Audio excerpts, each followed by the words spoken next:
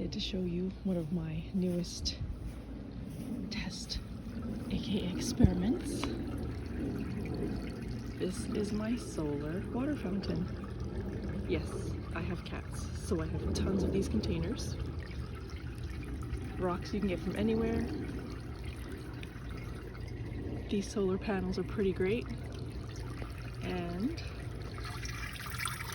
I just set it up with some water and power and a little pump.